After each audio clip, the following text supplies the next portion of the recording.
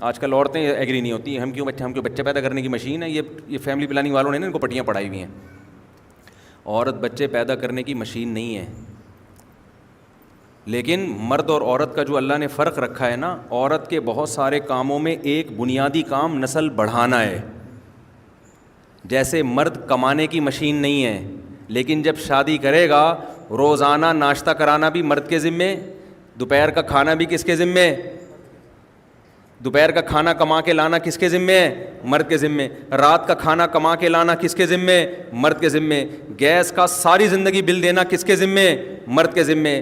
بجلی کا ساری زندگی بل دینا کس کے ذمے، مرد کے ذمے. تو مرد یہ کہے کہ میں کوئی کمانے کی مشین ہوں تو یہ کہنا صحیح ہوگا؟ بیگم آج ناشتہ ختم، میں کوئی ناشتے کی مشین ہوں کہ ہر وقت انڈے پراٹھے نکال کے لاتا رہوں میں تمہارے لیے؟ اس کو کہا جائے گا بھائی تو جو بھی مشین ہے لیکن تیری ذمہ داری ہے، یہ فطرت نے تیرے ذمہ لگایا ہے کہ جب تیرے گھر میں عورت آئے گی تو ساری زندگی ناشتہ، کھانا، ڈنر، علاج، معالجہ، گیس، بجلی، یہ سارا تیرے باپ کو بھی ادا کرنا پڑے گا. تو ایسے ہی جب عورت آئی ہے تو اس کو نسل بڑھانی پڑے گی، یہ اس کی ذمہ داری ہے. وہ نہیں کرے گی مجرم ہوگی وہ. یہ نیچر نے اس کے ذمہ لگایا ہے، مذہب نے نہیں، نیچر نے. مذہب نے اس کی تاکید کی ہے. جو کام نیچر کرتی ہے مذہب اس کو پروموٹ کرتا ہے. دانتوں کا کام چبانا ہے یا نہیں ہے؟ ہاں، مسکرانے کا کام بھی لیتے ہیں دانتوں سے آپ. اب آپ جب بھی چباؤ، صبح پراٹھا کھا رہے ہو وہ چبا کے کھا رہے ہو، دوپہر کھانا کھا رہے ہو وہ چبا. دانت نے احتجاج شروع کر دیا، میں کوئی چبانے کی مشین ہوں کیا؟ آپ کہیں گے بھائی آپ مشین ہو یا نہیں ہو، آپ کا کام کیا ہے؟ چبانا. کیونکہ آپ نہیں چباؤ گے معدے کی ایسی کی تیسی. تو اسی طرح عورت کی فطرت نے ذمہ داری لگائی ہے نسل بڑھانا. وہ نہیں بڑھائے گی، کلچر کی ایسی کی تیسی، تہذیب کی ایسی کی تیسی، خاندانی نظام کی ایسی کی تیسی ہو جائے گی، رشتے ختم ہو جائیں گے.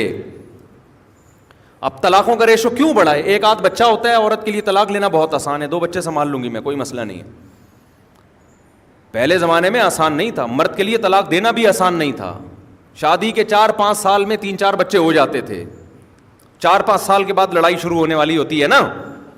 ابے شروع میں دلہن تو سب کو اچھی لگتی ہے، شروع میں تو 6-7 مہینے سبھی چل رہے ہوتے ہیں. اس کے بعد پھر 1-2 سال ویسی وقفہ کر رہے ہوتے ہیں کہ ابھی ہم ذرا گھومنے پھرنے جانا ہے. پھر یہ ایکچولی یوں ٹوپی ڈرامہ کر کے پھر 2 سال کے بعد 3 سال کے بعد اولاد جا کے ہونا شروع ہوتی ہے. پھر وہ 1 آدھ ہو گیا، 2 ہو گئے، پھر اس کے بعد اب پھڈے کا ٹائم. ہر میاں بیوی میں ایک ٹائم کے بعد پھڈا، کیونکہ اب تھک گئے ایک دوسرے کو دیکھ دیکھ کے. اب وہ جذبات بھی نہیں رہے، اب خامیاں سامنے آنا شروع.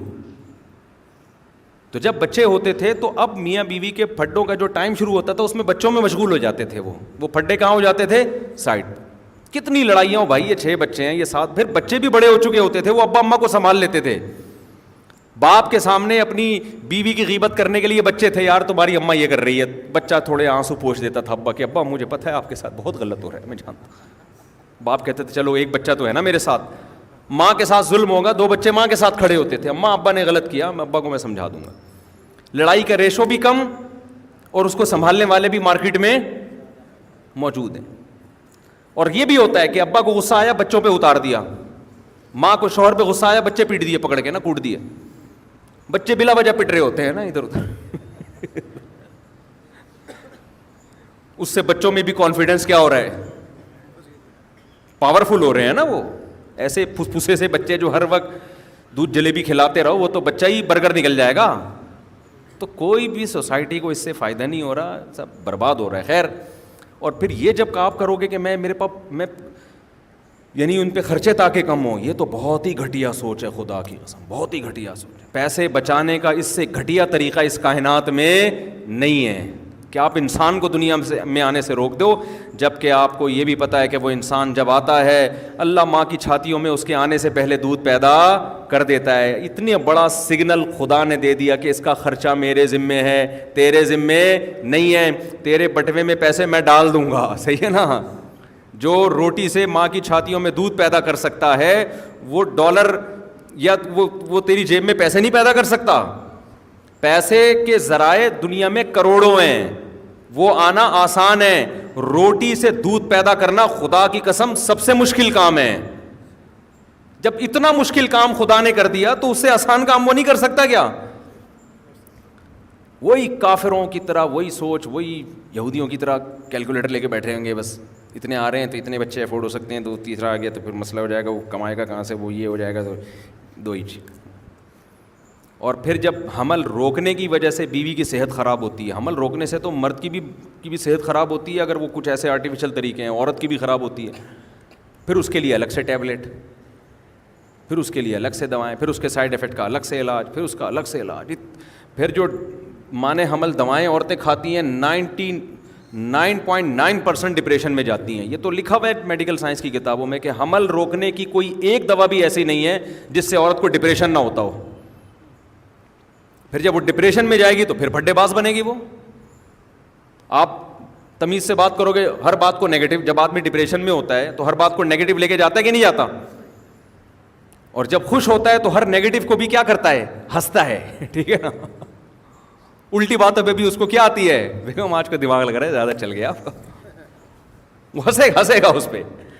میرے ساتھ تو ایسا ہی ہوتا ہے, میں جب خوش ہوتا ہوں تو گھر میں کوئی الٹی بات بھی ہو تو مجھے اکثر ہنسی آ رہی ہوتی ہے الحمدللہ. تو میں کیونکہ الحمدللہ اللہ کا فضل ہے, زیادہ خوشی اللہ نے رکھا ہوا ہے, ہمارے اعمال تو ایسے نہیں ہے لیکن اللہ نے رکھا ہوا ہے, تو میں الٹی باتوں پہ بھی آپ میرے گھر میں پوچھیں اکثر ہنسی آ رہی ہوتی ہے مجھے کہ یار یہ آج کچھ زیادہ ہو گئی میرا خیال ہے, اس طرح سے میں کہہ کے.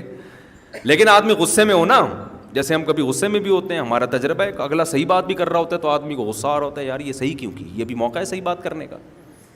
5 نمازیں پڑھا کرو, میں کوئی کافر ہوں جو میں 4 نمازوں کا قائل ہو گیا. بچے ہوتے ہیں تو خوشیاں ہوتی ہیں انسان کے گھر میں. ہاں بچوں میں پریشانیاں بھی ہوتی ہیں لیکن وہ کم ہیں. جیسے کھانا کھانے کے بعد کچھ پریشانیاں بھی آتی ہیں, نیند بھی آئے گی, طبیعت بھاری ہو جائے گی, واش روم بھی جانا پڑے گا, یہ نقصانات کم ہیں. اس کی بیس پہ کھانا ہی چھوڑ دو, وہ نقصانات زیادہ ہیں. اب لوگ کہتے ہیں بیگمیں راضی نہیں ہوتی, تو بھائی شادی سے پہلے ایسی عورت سے شادی کرو جس میں سب سے پہلے ہدف ہے تمہیں نسل دے گی وہ. اور یہ میرا حکم نہیں, نبی کا حکم ہے, تزوج الودود الولود. پیغمبر صلی اللہ علیہ وسلم نے فرمایا ایسی عورت سے نکاح کرو جو تمہیں اولاد کثرت سے دے. حدیث میں کہیں بھی نہیں ہے ڈاکٹر سے نکاح کرو, حدیث میں کہیں بھی نہیں ہے کسی پڑھی لکھی سائنٹسٹ سے نکاح کرو, حدیث میں کہیں بھی نہیں کسی سیاستدان سے نکاح کرو, حدیث میں کہیں بھی نہیں ہے کہ حسینہ سے نکاح کرو. کریں, منع نہیں ہے. سب سے پہلی جو صفت عورت میں دیکھنی ہے کہ شادی کا جو بنیادی مقصد ہے خاندان بڑھانا, وہ حاصل ہو رہا ہے کہ نہیں ہو رہا. ڈاکٹر کا متبادل گلی محلے میں جو کلینک ہے نا وہ ہے, بیمار ہو جاؤ محلے والے, میرے پاس بہت سے ڈاکٹر ہیں, ان کا نمبر دے دوں گا, علاج کرا لینا. اس کے لیے بیوی ڈاکٹر ہونے کی ضرورت بولو نہیں, اس کے لیے بیوی کے لیکچرار ہونے کی ضرورت نہیں. ہاں ایک عورت آپ کو نسل دے رہی ہے, پھر اگر وہ پڑھی لکھی بھی ہے تو اور زیادہ اچھا ہے. کیا خیال ہے بھائی؟ پھر وہ اگر خوبصورت بھی ہے تو اور زیادہ اچھا ہے, پھر اگر وہ پیسے والی بھی ہے تو اور زیادہ اچھا ہے, پھر اگر وہ لیکچرار بھی ہے تو اور زیادہ. پڑھی لکھی میں ذرا مینٹل لیول آدمی کا ملتا ہے, تھوڑا سا پڑھی لکھی ہوگی تو ہو سکتا ہے زبانی سے بات سمجھ میں آئے, لکھ کے دے دیں پڑھ لے. بعض دفعہ آدمی نہیں کہہ سکتا نا, بولے گا تو پٹے گا, تو اس کا طریقہ یہ ہوتا ہے پڑھی لکھی ہے تو لکھ کے دے دو, سمجھ جائے گی. جو پڑھی لکھی نہیں ہے اس کو لکھ کے دو گے تو سمجھ میں اس کے بعد پھر بھی نہیں آئے گی. وہ ایک آدمی بیوی کا پھڈا تھا نا, تو ان کو پتا تھا کہ جو بولے گا پھر آگے پھڈا بڑھے گا. تو شوہر نے بیوی کو لکھ کے دے دیا کہ مجھے صبح 8 بجے جگا دینا, آفس جانا ہے. صبح 10 بجے آنکھ کھلی, غصہ آ جا, لکھ کے دیا کہ مجھے جگایا کیوں نہیں. کیونکہ ان کا ایگریمنٹ ہوا تھا بھائی بات نہیں کریں گے, جب بات کرو, کیونکہ لکھنے میں نا ٹائم لگتا ہے. آدمی کہتا ہے گالیاں والیاں نکال کے بس جو ٹو دا پوائنٹ بات ہے وہ لکھو. بولنے میں تو آدمی اسپیڈ میں بولتا چلا جاتا ہے. اس لیے جن کے یہاں پھڈا ہو نا, یہاں وہاں ہی اچھا ہے. ان میاں بیوی پہ پابندی لگاؤ, بولو آئندہ آپ دونوں جو بھی بات کریں گے لکھ کے ہوگی بات. اس سے دیکھو 99% مسئلے کیا ہو جائیں گے, حل ہو جائیں گے. حقیقت بتا رہا ہوں. اور اس کو یہ بھی بولا کرو جو لکھ کے دو گی تو پہلے ایک دفعہ پڑھو گی بھی, اور میں بھی جب لکھ کے دوں گا پڑھوں گا. یہ 6 مہینے پریکٹس کریں, دیکھو مزہ نہ آئے پیسے واپس. تو اس نے لکھ کے دے دیا کہ بھائی مجھے صبح 8 بجے جگا دینا. بیگم کو نہیں جگایا اس نے. صبح 10 بجے اس نے بولے گا یار تم نے لکھ کے دیا کہ جگایا کیوں نہیں. تو اس نے لکھ کے دیا کہ آپ کے تکیے کے نیچے پرچی لکھی پڑی ہوئی ہے. تکیہ اٹھا کے دیکھا, اس کے نیچے لکھا تھا 8 بج گئے اڑ جاؤ. سمجھ رہے, اس پہ لکھا ہوا تھا 8 بج گئے ہیں. کوئی بات نہیں, 2 گھنٹے لیٹ ہو گیا لیکن پھڈا تو نہیں ہوا نا. اب شوہر کو کتنا غصہ آئے گا کہ میں اس کو تھپڑ لگا دوں, تو زیادہ زیادہ ایک تھپڑ کا نشان لکھ کے پارسل کر دے گا نا, اس سے تھوڑی لڑائی ہوگی.